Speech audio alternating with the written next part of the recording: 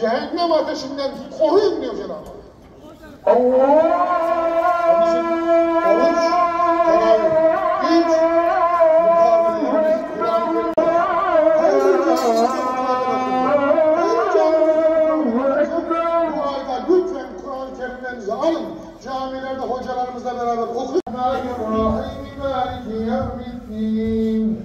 إياك نعبد وإياك نستعين اهدنا الصراط المستقيم صراط الذين أنعمت على الفلاح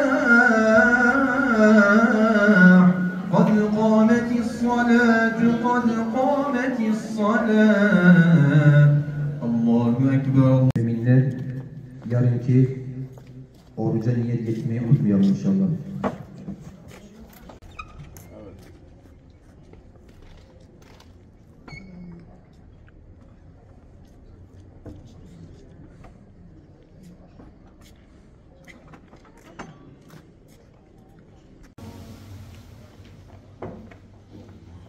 سمع الله لمن حمده الله أكبر الله أكبر فبأي آلاء ربكما تكذبان الله أكبر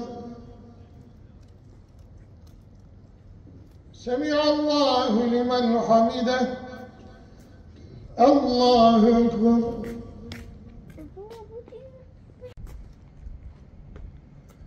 الله أكبر